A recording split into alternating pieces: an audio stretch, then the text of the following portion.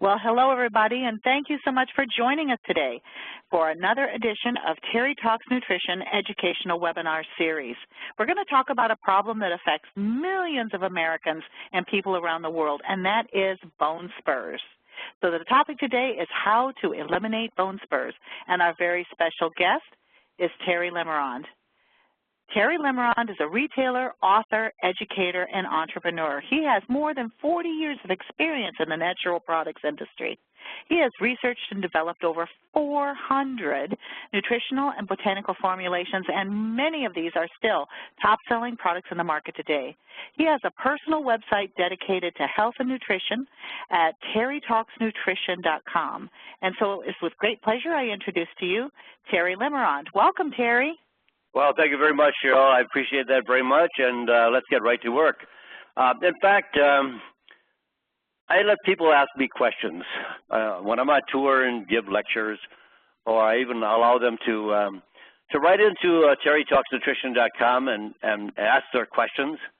And I receive questions on what happens in arthritis, so what causes arthritis, so what can I do about arthritis, or bronchitis, or sinusitis, and all kinds of conditions. They write in for all kinds of health problems.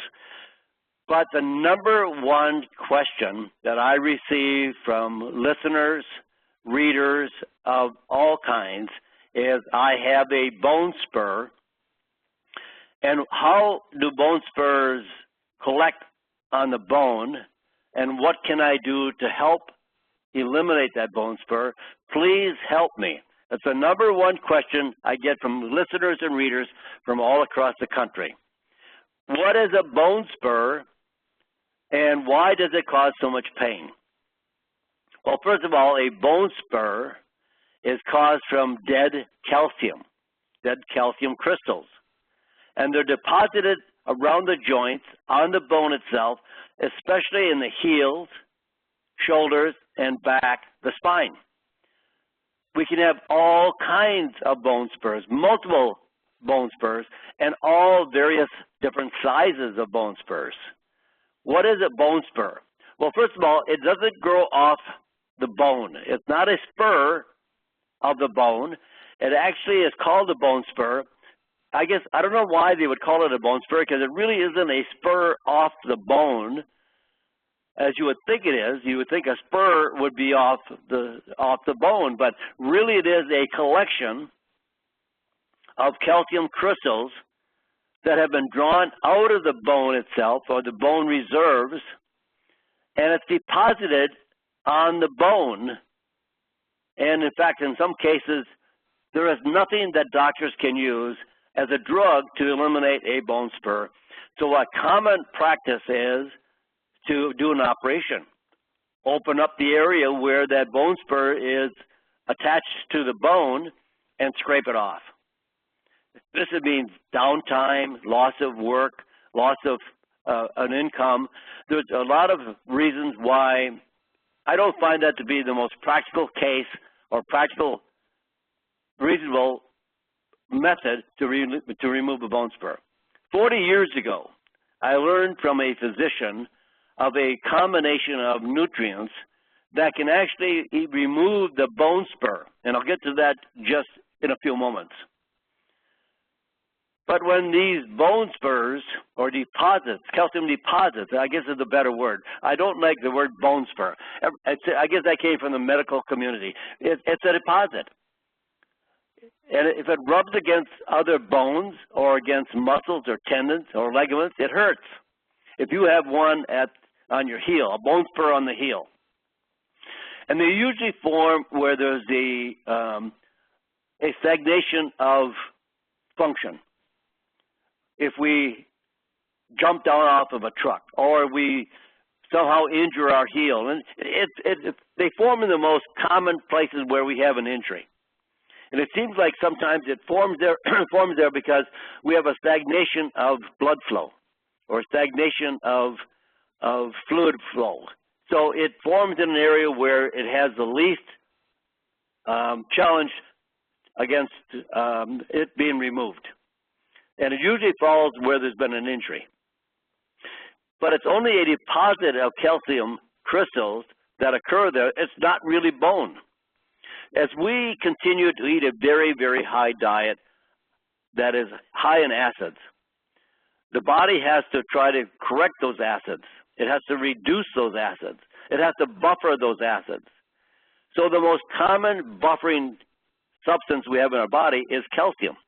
So as we continue to drink a lot of coffee, which are high in acids, a lot of soft drinks that are high in phosphoric acids and other types of acids. In fact, if we would drop a bone or even a tooth into a glass of Coke, that tooth would dissolve over time. Those are very, very strong acids. So as those acids come into our body through beverages and foods, the body has to try to balance a combination between what is the proper level of alkalinity to acidity. So calcium is the most common buffering agent because it is an alkaline substance. So it's drawn out of the bone reserves to neutralize the acid in the body, but now it becomes a dead form of calcium. It becomes a calcium that no longer can be reabsorbed into bone again, and it collects in areas where there's been an injury or a hurt. Now, if you were walking on the beach someplace in Florida, and, you know, water comes in and water goes out, but sometimes as the water comes in, it forms clumps of sand. So if you're walking and you picked up a hard ball of sand, it really isn't hard. It's clumped together because as the sun dries the sand after the water's been in, you'll find various clumps of sand. You pick it up and you can crumble that sand in your hand. You can clump that in your hand, you can crumble it. It goes back into sand again. And these are crystals, just the same thing. In fact, if you could get to an area where there's a bone spur and massage it carefully, and so you don't damage the surrounding tissue, you can dissolve that bone spur by just massage. It is not a spur that is there permanently. So it's very easy to break it down, but there are also various nutrients that can help to treat the bone spur. So the long-term goal is get rid of the acid tummy, the acidic part of the body, get back to basic. Proper pH of the body is acid in the stomach and slightly alkaline in the blood and other tissues. An acid stomach promotes mineral and calcium absorption properly and correctly. Alkaline blood keeps minerals in bones. So step one is temporarily increase the pH, create acidity. I shouldn't say we should increase the pH, we should lower the pH. We want to increase and temporarily improve acidity to dissolve the calcium deposits so to boost mineral intake. So we want to reduce inflammation and relieve pain, and we want to modify the diet to maintain proper calcium absorption and nutrient intake and pH levels in the long term. So acid-promoting nutrients. So how do we dissolve the bone spur without surgery or without opening up the body to be an invasive method to scrape off that bone spur? That bone spur is only a small collection of crystals. You know, for example, you have a normal stream of water, a creek someplace. And as debris comes down that creek and it gets to a narrowing of that creek, all of a sudden a very large twig or tree or branch comes down and it blocks that narrowing and makes it more narrow, and pretty soon you have more debris, and you have a damming up of the creek, and then you have an overflow of water behind it. That's what a crystal is. You get crystals, calcium crystals that dam up together in one area, and it forms a so-called bone spur. So we want to break up that bone spur without surgery. So we want to increase temporarily the acidity of the body. So all these acid-forming nutrients, ammonium chloride. Now that sounds like a chemical. Well, to some degree it is a chemical, but it's a natural chemical in the body. It's a natural digestive constituent that's secreted in the stomach lining. Along with hydrochloric acid or betaine hydrochloride, ammonium chloride is also a natural mineral, that acid-forming mineral that forms in the stomach lining, and it promotes acid stomach, which leads to proper mineral absorption. Calcium chloride, another acidic mineral. Calcium normally is alkaline, but when you combine it to a chloride, it becomes acid forming. And calcium phosphate, magnesium glycerophosphate, magnesium and acid forming. And vitamin B6 or P5P, and vitamin C, which is also somewhat acid forming. So these compounds, which are acid forming in the body, and temporarily you want to have over-acidic to break down that calcium deposit or that calcium spur. And sometimes you can dissolve a spur in a few days. It might take a few weeks. And depending on the diet of the individual and depending on the degree of calcium deposits and the size of these calcium deposits, some people can have a whole spine riddled with calcium deposits, or in the neck area where they get so big they have difficulty even turning their neck. So this forms all the time with arthritis. You see a lot of people with very gnarled hands. They have lumps on their fingers. These are calcium deposits, and you can dissolve those over time. Some of these may take a long time, but it's possible. So this formulation of ammonium chloride, betaine hydrochloride, calcium phosphate, magnesium glycerophosphate, these are acid-forming minerals, and you need to take these sometimes 3-4 times a day, and especially at bedtime, which is a good time, to take these to break down this combination of calcium crystals. This formula has worked for many, many years and almost without fail to dissolve bone spurs. It's highly effective. Then you want to reduce the inflammation surrounding that area where there is some hurt or pain. And when you always have pain, yes, you're scraping that bone spur or that calcium deposit against the tissue, and you are causing inflammation. So temporarily you want to reduce that inflammation, and you can do that very, very nicely with a combination of curcumin, boswellia, DLPA, and nattokinase. Curcumin and boswellia are anti-inflammatory, and they work as effectively as medication, plus increase wound healing and soft tissue repair. Curcumin and boswellia relieve joint pain more effectively than a prescription drug. It's like an NSAID. 14% of patients were pain-free after 3 months versus only 7% of the drug group patients without adverse effects. And that's always the number one. Why not get better results with plant medicines that don't have adverse effects or events or side effects? So you'd want to use a combination of about 2,181 milligrams of the combination daily, which will increase, and you can increase it if you need to. You can double that dosage if you would like to.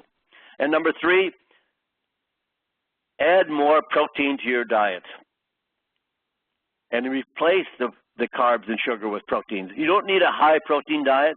Average protein intake is great. Good quality healthy fats also is a benefit. But why do you want to reduce carbs and sugar? They're acid forming. In the body, carbs, refined carbs, and sugar always increase the acidity of the body. And then the calcium has to be taken out of the bone reserves to neutralize that acid, and then you create a bone spur. So increased protein leads to a stronger, healthier bone. Protein increases calcium absorption, especially when calcium is not consumed in excessive amounts. And a good quality protein diet is not acidifying. Carbs and sugar are. A 2017 review paper notes, many studies show that long-term high protein intake is positively associated with bone, mineral density, and reduced risk of bone fracture. High protein diet does not negatively affect calcium homeostasis, and a healthy body can easily process amino acids from protein as part of the regular diet without adverse effects to body pH or bone metabolism. Perfect combination, and what I always recommend anytime for prevention or for treatment, always follow a ketogenic diet. So I'll recap it. If you want to make a bone spur disappear, or I should say if you want to make a bone spur, you could do it that way too. A perfect scenario for a bone spur to occur when you turn down stomach acid, and that happens all the time. As we get older, we start slowing down in every aspect of our life, right? As we age, we don't run as fast when we're 80 as we did when we were 20. Now, some people can't even walk when they're 80. We don't process all of our foods. We don't digest our foods as well when we're 80 versus when we're 20. When we're 20, we think we can do no wrong. And when we're 80, we think we can do no right. So everything is kind of turned upside down. So we don't digest as well. We don't secrete as much hydrochloric acid because everything slows down. So we just don't pump out enough hydrochloric acid in the stomach to digest our foods. And then many people, because of the acidity, they're prescribed a PPI, a proton pump inhibitor, and then that blocks all secretion of acids in the stomach. And we need acid in the stomach to maintain a sterilized environment. So we kill the bacteria, we kill viruses, we kill candida. We want a sterile environment. And that's the only way we can break down proteins, calcium, iron, zinc, and other minerals as well. So when we eat lots of carbohydrates, grains, and sugar, and little protein is a perfect combination for increasing bone spur formation. And that increases the inflammation. Don't get enough calcium and potassium and vitamin D. This also works well for creating related conditions like arthritis, osteoporosis, plantar fasciitis, and tendonitis. They're all related, and this can also be associated with the acidity and pH of the body. Now, to dissolve that bone spur and relieve pain, use acidifying nutrients with meals and before bedtime.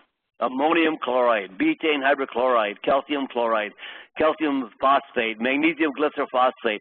All of these are acid-forming nutrients, acid-forming minerals. They're not the alkaline-forming, they're the acid-forming. You want to keep the body in an acidifying state. And you can do this 4 times daily until bone spur is gone. So relieve pain and inflammation with curcumin, boswellia, DLPA, and nattokinase. And make dietary changes. This is so important to keep your body in a balanced state of metabolism. Good quality proteins, healthy fats. Don't be afraid of fats. We need fats to be healthy. And we need saturated fats to be healthy. So include good quality coconut oil, extra virgin olive oil, avocado oil, sesame seed oil. Those are good, really good quality oils. And include butter, cream, lard, and eggs, all the good quality fats. We need fats. We need phospholipids. And then cut down your carbohydrates and your sugar. In fact, don't cut down on your carbohydrates and sugar. Cut them out. If you're going to eat carbohydrates, make sure they're good complex carbohydrates, not simple, refined, processed carbohydrates. And sugar, there's no such thing in the diet. So you want to cut that out entirely. And if you want more about diet, go to terrytalksnutrition.com diet, and you'll get an idea of how I eat and how I think everybody should eat for a good, healthy intake. So questions? I'll turn this back to Cheryl. Thank you so much, Terry. What an amazing presentation on a problem that affects so many people and something for which there's not a lot of interventions that you can use.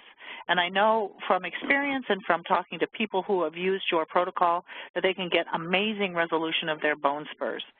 For those of you who have specific questions for Terry, please feel free to contact him at his website, terrytalksnutrition.com. You'll notice in the upper left-hand corner there's a Terry Connects. Just click on that drop-down and you'll have an avenue called Just Ask Terry, and then you can ask him your specific questions. Your questions can be about bone spurs or anything having to do with natural interventions to improve health and address health concerns. So thank you again so much, Terry, for taking time to do our presentation today, and I hope that all of you will join us again for another Terry Talks Nutrition educational webinar. Good health to you.